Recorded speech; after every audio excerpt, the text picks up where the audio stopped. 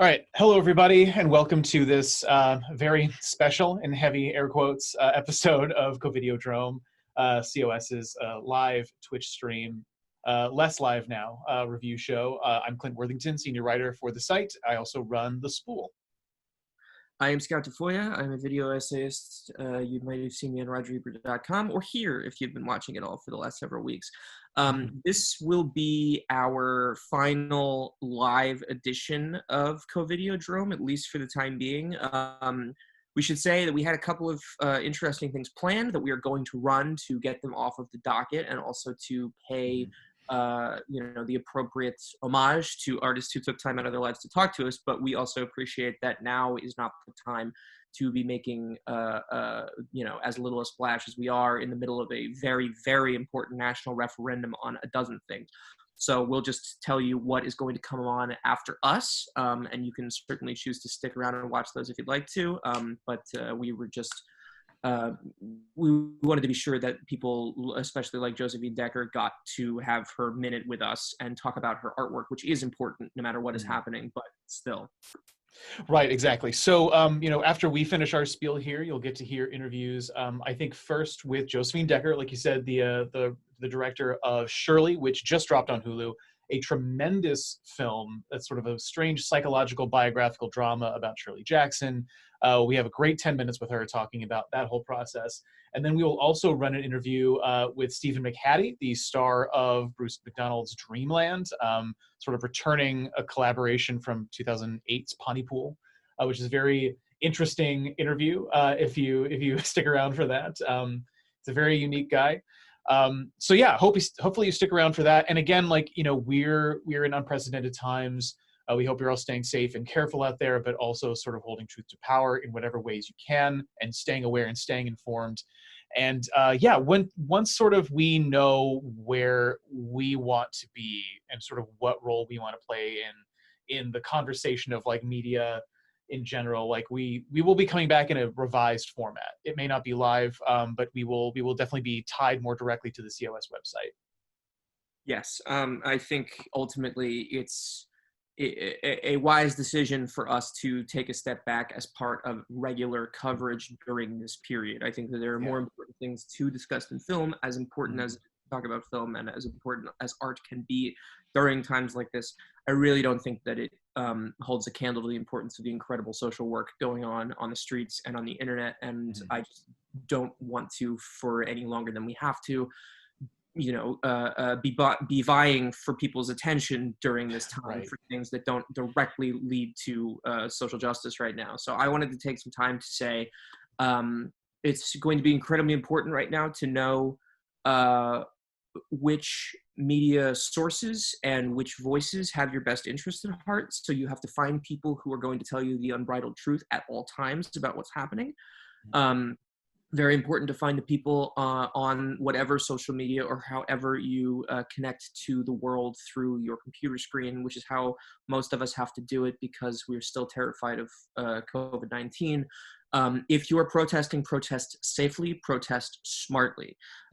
If you're a white person protesting, make sure that you're putting yourself up there to be an ally and forcefully be putting yourself between yourself and your Black allies, and make sure that you're doing your part to be as vocal as they need you to be and not more than that, because this is a conversation that is best left to people who actually have an understanding of systemic racism and what it feels like to be at the mercy of a system founded on that we're still dealing with an American body politic that was founded on slavery and has never meaningfully atoned for the way that we have framed the entirety of race relations in this country. And as long as I've been alive, and certainly for the hundreds and hundreds of years before that, we have just been crawling towards a better understanding of how to coexist. And right now, a lot of people are going to tell you that looting is happening, and that's somehow co-opting the conversation about justice for people like George Floyd and any number of the dozens of people killed by police in the last 10 years, and certainly in the decades before that. That is not true, and certainly do not let that become the focus of the conversation. The focus of the conversation is getting the police to stop acting like a military force that is currently brutalizing a vast swath of the populace who simply want to be heard without fear of being beaten to death on the streets of these cities that they have called home for more than several decades. Yeah. In terms of involvement, I think I happened upon an interesting analogy, I guess, earlier today when it comes to, white people getting involved in this sort of thing and making sure that that we are allies to Black people taking the lead on this. I sort of liken it to vampire rules. We can enter the house, but we have to be invited in. Yes. And so I think it's really, really important to make sure that we are not centering ourselves in this. It's very, very tempting, especially if you haven't done a lot of work prior to this, to unpack a lot of systemic biases that we as white people are sort of socialized into in this country, just sort of historically. It's very tempting to sort of self-flagellate and ask Black people to do the work for you. And it's really important that we educate ourselves and sort of just do whatever we can to support them without making it about our feelings and about our sense of, it doesn't do us any good to feel sorry for ourselves. We just have to pick ourselves up and do the work. Exactly. Now is not the time to throw yourself at the mercy of people who are already on the front lines doing hard work themselves. Yeah. Now is the time to... Absolution is not the goal. No. And honestly, it's far too late for it anyway. The time for that would have been in 1776. Right. But so now we 1619. Yeah. Let's be real. Yeah. Yeah, no, that's very true.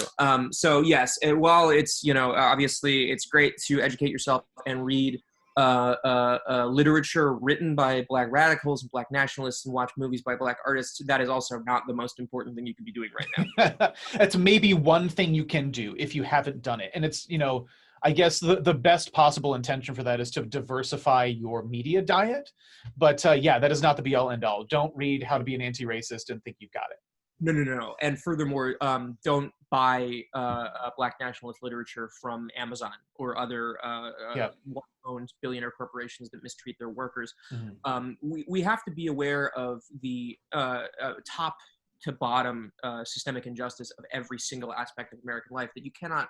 you can barely open a window in this country without accidentally giving money to a fucking billionaire. So right. Be aware of your footprint. Be aware of the Black businesses that you could be helping, whether it's ordering food, whether it's ordering literature, anything really. There are alternatives that don't help us feed into the system that we are trying to dismantle one piece at a time. Mm-hmm. As for that, there are a number of organizations that it is going to be so important to donate to coming up. I believe that Perry, our tech guy, is going to put them up there for us. Thank you, Perry, for all your hard work for the show, by the way. Yeah. Definitely go to blacklivesmatter.carrd.co. There's the birthday for Brianna hashtag right now. It's her birthday. There are visuals all over the city. All over the country right now. So if you're going to go to those, and you should, just be careful because police will likely be there to try to turn them violent, as they always do. If you go to Linktree/National Resources List, you will find a number of bail funds for cities that are currently under siege by the police. You will find a George Floyd resource compilation. There are, of course, a number of trans funds that you can donate to. That is especially important right now because our trans population is one of the most attacked and brutalized populaces in the United States. And we mustn't forget that their role historically in attacking systemic racism and homophobia. So please keep that in mind. There is a list when you go to these sites of bail funds to help, and each one of these will have websites or PayPals or Venmos that you can do. Every city from Cleveland, their Black Lives Matter chapter, to Houston, Kansas City, Miami, every place that is currently undergoing protesting and being arrested by the thousands right now, there are going to be bail funds that you can contribute to. Make sure that you pay attention to when the numbers go up, because when they reach their goals, Philadelphia, for instance, has 1.2 million raised, which means that they are urging people to donate to other causes right now. So that's going to be incredibly important. And in Chicago specifically, there are a lot of really great organizations. Obviously, there's the Chicago Community Bond Fund, which we'll have a link for. We'll have a link for all of this stuff in the description.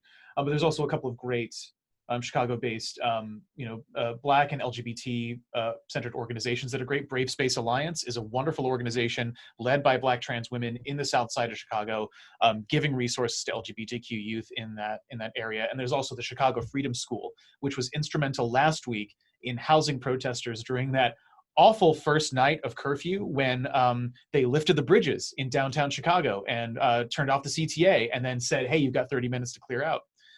So they've done tremendous work. And even outside of that, they offer impoverished Black kids like leadership programs, food, transit cards, all kinds of stuff. Like there are a lot of great Black owned and Black centric organizations and businesses that could use your money. And I think this is an interesting way to, especially if you're someone who is relatively insulated from the direct effects of this, to figure out ways you can help. Absolutely. And the more that you start to donate to these organizations and find the people who are broadcasting them the loudest, I think the more plugged in you're going to be to the organizations doing the most work. For instance, I would recommend donating, if you can, to patreon.com/bootstrap. That's the Patreon page of Linda Tirado, who's a photojournalist who was blinded in one eye by the police a couple of nights ago. I've donated to this, and I recommend that everybody else do the same, because these are people who are trying to make injustice visible for all of us to see so that people can't ignore it. The most powerful weapon that the other side has right now is our ignorance and our complacency. If we choose not to care, then they have already won. So I would, start there, follow those people, follow Hunter Harris on Twitter, who has been very vocal in making sure that everybody understands that the most important thing right now isn't meaningless gestures. It isn't this symbolic thing where you stand in front of the camera with your fist raised. Mm-hmm. Yeah, that's nice for Exactly. You have to pay money. I just donated more to Act Blue, the Black Lives Matter fund for that. And I will continue to as I get more of my unemployment money. We are in an interesting place right now where a lot of people are collecting unemployment, I think at a historic rate and at a historic level. So I would say every week that comes in, you can spare a little bit of it. I know not all of us can, but a lot of us can. Mm-hmm. So be giving money to that, be telling everybody who doesn't think there's a problem that there is most definitely a problem. You know what I mean? Now is not the time to say my grandfather's a nice person, I'm just gonna let him have take the L on this. Like, no. The time is to make sure that everybody who thinks that it's okay for them to simply have a position and stay away from the conversation, that time has long passed. Whenever that time was, it's over. Right, exactly. And those are some of the most uncomfortable things we can do. But I think, our own comfort has been sort of our own biggest liability in all of this. There is a sense of if we're not directly impacted, we do not have to do anything about it. And that is absolutely, a failure of accountability on our part. So we really, really have to do the work if we haven't been doing it already. And if we have, keep doing it. And the thing is too, speaking specifically to our white audience, if you know anyone who is non-white or who is queer on any measure of the spectrum, they have suffered at the hands of racists who believe the same thing. They may not talk about it with you, and if they don't, it's probably because they don't think they can. So you have to start being a more receptive person. You need to stop asking them to explain everything to you. You need to take responsibility for your own microaggressions and your own passive-aggressive behavior and your own apathy. You need to be a more connected and plugged in member of this society. Otherwise, it's all going away. It's all going to be bad. So we have to take full responsibility for our footprint right now. Yeah. The better time was before, but right now. Right. There's no time like the present. Yeah. I mean, we really, really have to understand what place we occupy in a just society. We cannot be siloed off. We can't just pretend this is an over there problem. Like it is our responsibility. It absolutely is. And if you want to leave your children or your grandchildren or your nieces and nephews a world where the police feel they can beat you with impunity on the street, then by all means say nothing. Spend nothing, do nothing. I do not want to leave this planet the mess that right now. I really do not. Watched youth, as George W. Bush, normal for leaders to simply destroy huge swaths of the planet for our generation, and I to be no place where, I mean, the DNC believe that they can run somebody like Joe Biden because he will keep the status quo alive. I do not want anyone who has been in charge of our politics to believe that the way that it has been is an acceptable way for it to be. If you don't believe that there have been problems, it is simply because there have not been problems for you. There are huge, huge flaws in this system. This system was designed to work this way, but we need to now destroy it because people are dying on the streets, and now is not the time to pretend that things are okay or that they will be okay without our intervention in whatever form it can take. So please be responsible, and please show your love in productive ways. Yes, absolutely agreed. So with that, I think we will leave you to our regularly scheduled interviews. Once again, thanks Josephine Decker and Stephen McHattie for sitting down and chatting with us about their art. We hope that it brings you a little glimmer of distraction before going back to the good work that we all should be doing. And yeah, until we sort of see you again, this has been a fantastic sort of project we've been working on. And I mean, it's not going away, it's just coming back in a different form. And we will keep you apprised as to what form that takes. Thank you again, everybody, for watching. Please be safe and please take care of each other. Thank you.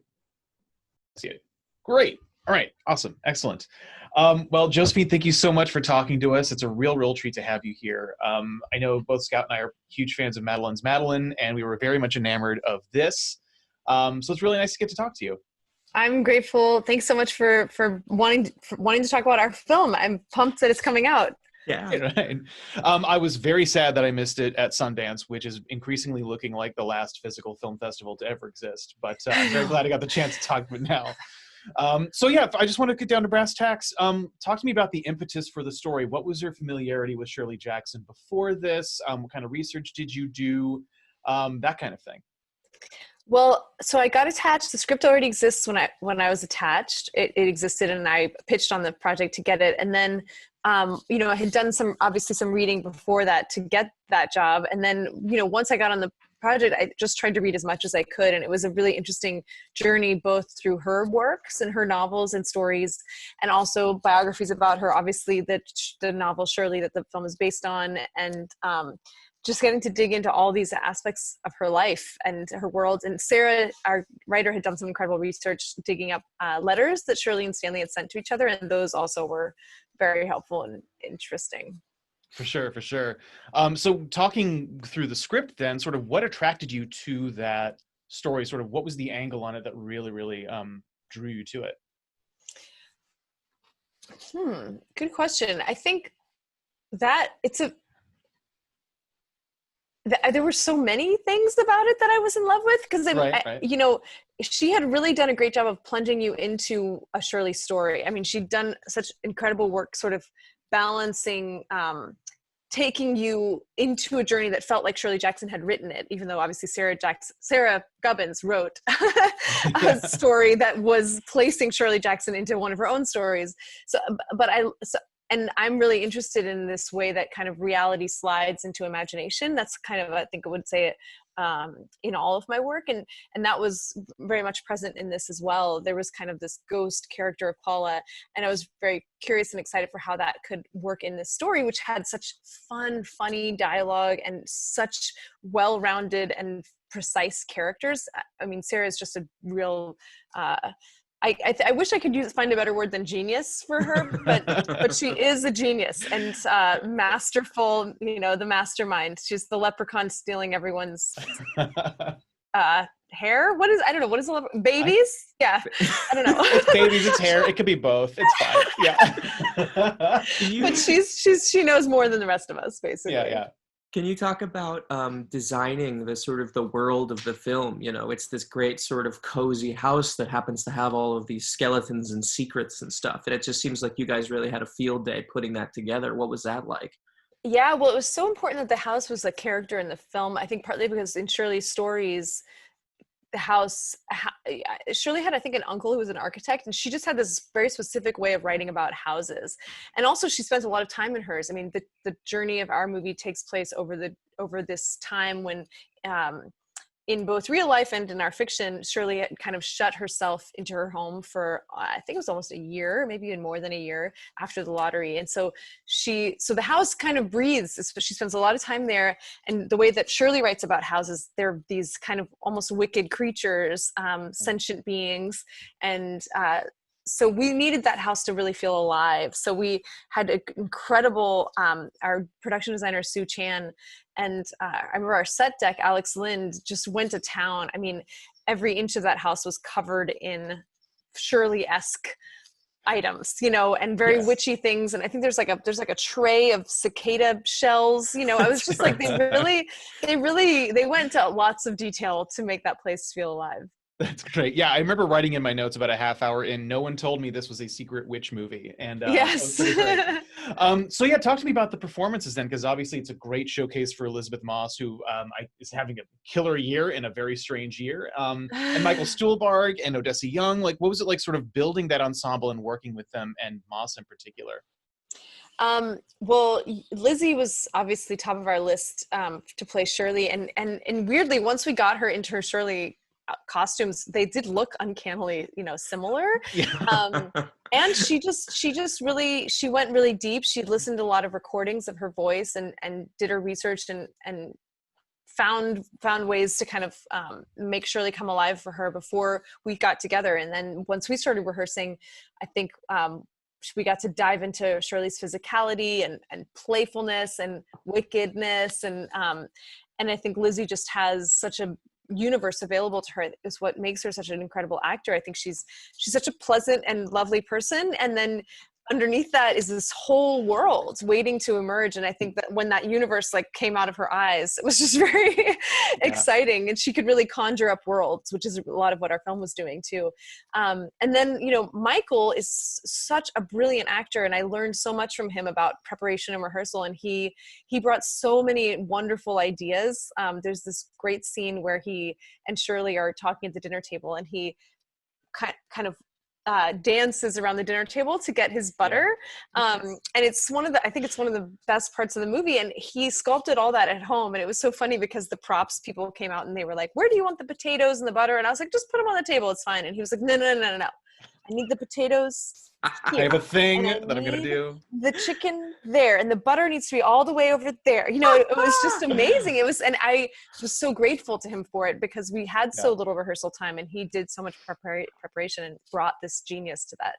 And then lastly, my God, I mean, should not be lastly, very much like, but Odessa, what phenomenal. A star, and so mature. She was 20 when we shot this movie, and she just explodes off the screen, I think, and grounds our film in this presence that's very open. And I think she brought something exciting to Rose, because Rose was, you know, Rose is a character through whose eyes we see the film, but she could have been very simple, but Odessa just brought this kind of like embodied, juicy longing and power to that character, that she didn't feel like a rose that was, you know, a literal rose that was going to be wilted. She was like a fucking flower with thorns, who's like, I can hold my own, you know what I mean? Just try to eat my rose, you know? Yeah. Well, we're running out of time. We know you have a lot of other stuff to do, and we really want to thank you for this. I've been a fan since you showed up in art history, and this has just been cool to watch you sort of become a major figure in American independent cinema. It's really that's so cool. Thanks, Scout and Clint. I really appreciate you saying that, Scout. That's exciting, and yeah, it's been quite a journey. I'm grateful to be making this kind of work. So thank you. Thanks so much. Appreciate it. Thank you so much. Best of luck with the rest of this, and we'll see you when we see you. Yeah. Okay. Cool. Bye. Bye. I'm in the middle of a severe rainstorm. Oh wow. Rural Ontario. Wow, nice. Well, Stephen McHattie, it's a pleasure to have you on to talk with us about Dreamland, a very sort of hypnotic, interesting sort of genre pastiche from you and your frequent collaborator Bruce McDonald. Where did the idea for following Pontypool up with this so many years later begin? Well, you were always hoping to do a follow-up movie to Pontypool, Tony written 5 scripts and couldn't get money. You know, we did that little coda at the end of Pontypool, you know, and the producers didn't want it, and there was a big fight over it. They wanted the ending to be, you know, end of the world, crash, boom, bang, splat, you know, little voice off in the distance, dust, fire. And I kind of looked at it as, and I think Bruce and Tony did too, as a, you know, it was really at the heart of it, a comedy, which means the characters have to get together at the end. Right, right. Yeah. So we managed to, you know, Tony wrote, you know, about 50 different versions of the ending, you know, just little scenes. And we picked one of them, and the producer. It's all good. The producers didn't want it, and they said they wouldn't pay for it. But that, luckily, the crew said they'd do it for free, and so we did it about 3 o'clock in the morning. But they made us put it at the very end of the titles, you know. Right. So we were always kind of thinking, you know, it was kind of, you know, the movie goes off into, you know, a real imagined cinema, movie world. You know, they're in a sushi bar, right? And they're, you know, talking over what to do. So we were always thinking about that. And then I did a little movie about Chet Baker called The Deaths of Chet Baker with a director called Robert Boudreau. And that worked pretty good. And I showed it to Bruce. And so we kind of put those two things together. And we had a guy from BlackBerry, you know, the phone guys. We had a guy from there who put up a little money, because he just kind of wanted to be in on the process of writing a movie or constructing one. And we all got together and tried to hash out things. And then, you know, it took a couple of years working on it. And we had all sorts of different versions. And but finally, a kind Belgian producer volunteered some cash, and we got going. So that's kind of how it happened. It was a long, twisted tale of, you know, false starts, and you know, we were trying to do it. You know, we're all Canadians, so we always look to go someplace warm. We want to go to Italy. You know, we want to go to Brazil. We're looking at Brazil. We went down to Cuba and looked around. You know, but the Cubans wanted, they're kind of like the CIA. They want to vet your script, right? Make sure it doesn't, there's nothing bad in it. Right. Yeah, Italy, yeah, France. And then we wound up in Luxembourg, you know, which I had never, ever thought much about, other than I thought it was a post office box. You know, where all the banks are. Yeah. But it turned out great. It was, it's, if nothing else, it's a film replete with very handsome and unconventional locations. It's funny you bring up your Chet Baker performance. It kind of feels like Tony, and maybe you can set me straight on this, but it feels like a movie very much catered to your strengths and fixations as a performer. You know, there's the trumpet playing and the singing, as well as the sort of espionage and playing more than one character. It must have been very, very exciting for you to get to do all of these different things that come from different aspects of your skill set.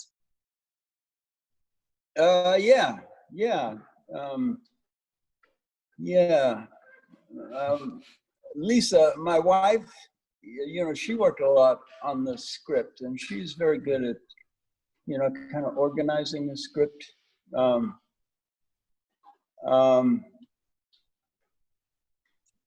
Yeah, yeah. Tony took into consideration, you know, because we worked a lot together. We had done other movies other than Pontypool. Mm-hmm. You know, we'd done, I don't know, 3 or 4 others. You know, we did this one, Hellmouth. That's right. It was all green screen. You know. Yeah. We did it in about 10, I don't know, 20-hour days. So, you know, kind of know each other real well. Yeah, absolutely.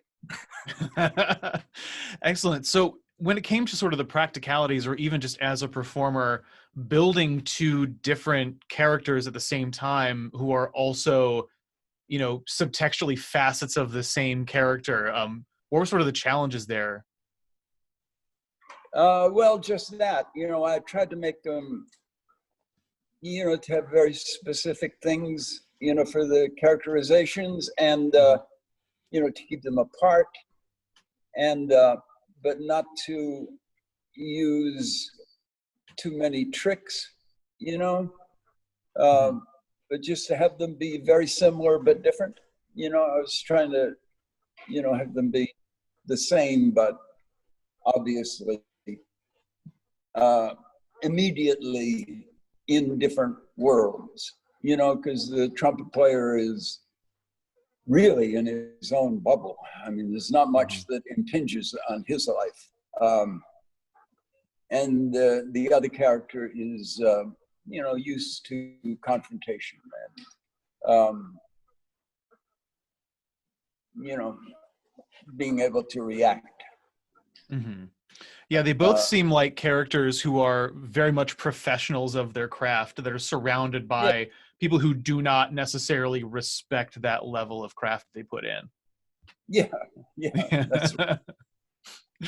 Yeah, I was kind of looking at Johnny as kind of being the, you know, working class guy who worked hard to find his niche and get good at it and not get caught at it.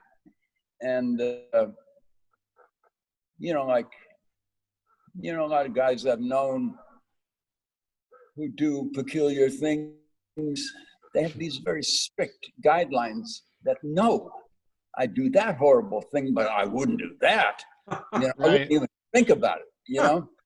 Yeah. Just sort of reassure themselves that they're a good person, you know? So it kind of went like that. You know, and the trumpet player never really looks at people. You know, he tries to avoid it, you know? Yeah.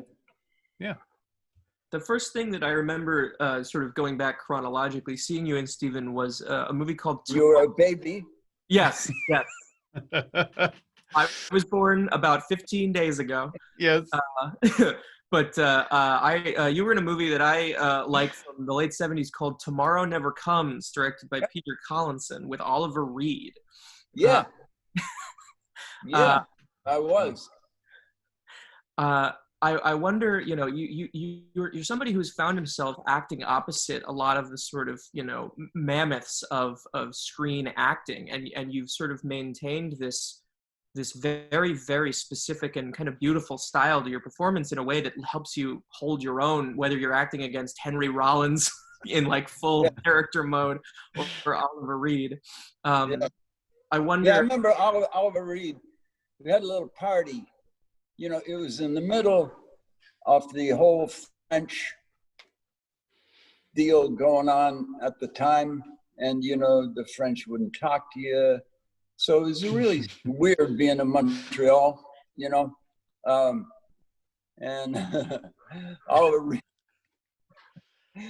Reed got arrested for, you know, I think he was drunk and he was running up and down Saint Laurent naked about 2 o'clock in the morning, what he was doing. But the first time I met him was at a little party they had for us to say hello. And he was a big guy, you know, and he gave me a very serious handshake, and then he just kept coming toward me until he had me backed up right against the wall. His big belly pressing into me. And he described in great detail to me, this is what I'm going to do as my character. You know, he went on for about 15 minutes. That's beautiful. Mhm. Oh, that's great. Funny guy. Yeah, he Donald Pleasance, Sir Donald, was in that movie. And every time in the morning when he'd come into makeup, Oliver Reed would get slowly out of his chair if he was there. He'd go over to Donald Pleasance and he'd clap his hands on his ears and lift him up and kiss him on the forehead. You know, not saying. So it's kind of like that. Wow. That's amazing. That's great. Well, I guess in terms of where I remember first seeing you being a baby as well, I grew up very much watching a lot of Star Trek, and that show is very much near and dear to my heart, especially Deep Space Nine. And there was an episode of Deep Space Nine you did that has become sort of iconic in Star Trek, lore, where he goes, "It's a fake." Oh, yeah. And you've done a lot of genre stuff since then. I wonder sort of what attracts you to that kind of, working in sci-fi, working in fantasy, and working in horror and that kind of stuff. Do you feel like what do you get out of working in those fields that you've done otherwise? Yeah, that was back in the time when those face the prosthetics were much heavier. Yes. Uh-huh. Yeah. I remember feeling like my head was in a vice all day long. It's a vice. Yeah. Yeah, I don't, as far as my approach goes, it doesn't matter what the genre is. That's more the directors and the art directors' territory.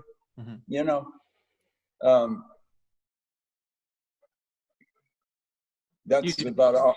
Yeah, no, it's fine. Yeah. If the script speaks to you, you'll take it. Is it? Right, Yeah. right. Yeah. I just imagine it must take a fair amount of imagination to have to place yourself in worlds so unlike your own. And that kind of applies to Dreamland too, because it is very much, the title is very apropos of the tone and everything. Sort of like, is there a level of play that happens where you have to sort of like take the logic of what you're going for and just run with it?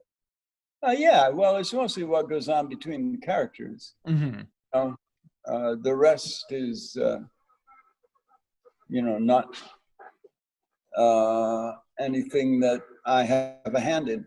It's what happens between people. In Dreamland, I feel like I've been living in Dreamland for the last 3 months. I never dreamed that all my rights could be taken away from me. Yeah. That was something I never considered possible. Are you holding up? Or that I would watch somebody absolutely ruthlessly murder somebody live on iPhone and hear people mouth stuff about, well, we're going to have to see, look at the details here. Yeah, it's quite a world we got going. And then we got everybody telling us completely contradictory things every day. Yeah. Yeah, it's dreamy. Yeah, it's nightmare land. Yeah, no, I feel you. Do you feel like there's an obligation in your craft to kind of, now that we've been experiencing all of this dread, to kind of say something about it, or do you sort of think that art can remain separate from the overall political tone the sort of apocalyptic tone of the political realities we're living in? No, I like to think that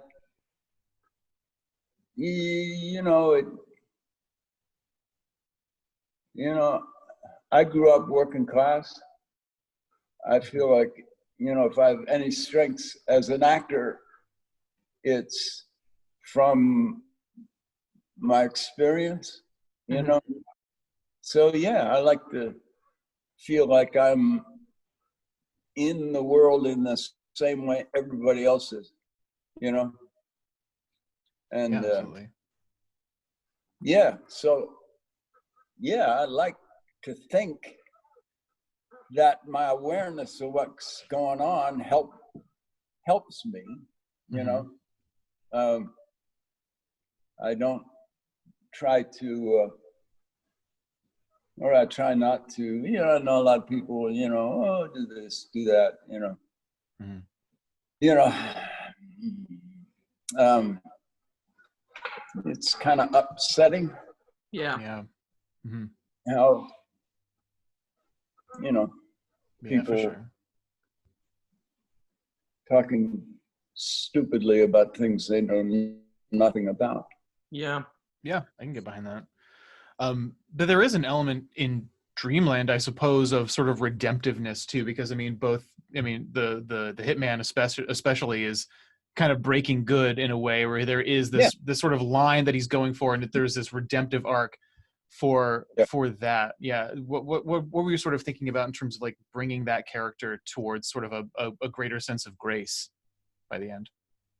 Well, you know, with Tony's writing, he puts the framework right out there so you can see what it is, right? So that's the conceit, that if you'll go along with this weird contract, right? Then you'll get the movie. If you don't, you know, you don't. Right. You know, but he doesn't give you much choice. It's true. He's not you know, manipulating you. Oh, you got to buy this. Oh, believe it. Believe it. Oh, there's a real vampire in this movie? Sure, I'll go for it. Yeah, exactly. So fascinating. You've made at this point, Stephen, something like 200 appearances in film and television. Is there anything left for you that you still want to do that nobody's given you the opportunity to do? God, I hope so. That's a great answer. No, I was gonna say I think I love, especially here, that you're still able to do. They still give you like action set pieces to do. Like sort of what's it like to sort of throw yourself into sort of like big gun-toting gunfights? Oh yeah, that's fun. Yeah. I grew up with guns, so I like them. You know, and the hardest part was running around Luxembourg lugging that 13-year-old girl. Like on set, because you had to deal with a lot of guns and a lot of children often in the same scene. Did you have to like work with your co-stars to sort of get them comfortable with the gunplay at all? No. Yeah. Bruce is good at that. Yeah, that's him. Yeah. Yeah. Sure. Yep. Nice. Oh, sorry, Clint, go ahead. Oh no, I was gonna ask if you had a question. Oh yeah, I was gonna say, you're you know, for me anyway, you've always been a fixture of Canadian cinema. Do you sort of feel like it's headed in a more interesting direction than when you sort of got on board with everything? Are you optimistic about the future of independent Canadian production? I'd like to be. Yeah. You know, we've kind of gone real heavy on the regulations up here. Yeah. You know, and heavy on the well, how do you say it in PC culture? Well, you know, they put certain demands on, you know, we need a percentage of this and percentage of that, and we'll take 3 of those and 4 of those, you know. Maybe 1 of those would be good. You know, makes it hard for anybody trying to tell a story, you know, to feel, you know, you feel at the mercy of all these idealized wishes, you know? Okay. Yeah. Interesting. Yeah. All right, but well, I hope things get interesting up here. Yeah. Yeah, I'm hoping things can get back to some semblance of normal once like production both here and in Canada can sort of resume. Yeah. Yeah. All right. Well, Scout, do you have any other questions for Stephen? I guess I'm just curious, how are you doing in quarantine? What are you doing to stay sane like the rest of us? I do believe I see a fully stocked bar behind you. No. No. No, I've mostly been painting, and I have a little farm that I have to take care of. You know, I grow a lot of stuff. So, yeah, I've been busy, but yeah, enough's enough. Yeah. Okay, I can feel that. Where are you guys? I'm in Astoria, Queens. And I'm in Really? Chicago. Yeah. Wow. Yeah. Wow. It's slow going. Yeah. Yeah. Yeah. Slowly but surely. Yeah, Hopefully, knock wood. it's difficult to get out of the house, but we're trying. We're doing our best. All right. Well, Stephen McHattie, thank you so much for taking time to talk with us. It was a real blast. Both Scout and I are huge fans of your work. So it's great to meet you. Well, thank you. And it was a pleasure meeting you both. Yeah. And onward. They say Onward and upward. Thank you Yeah. so much. All right. Take care.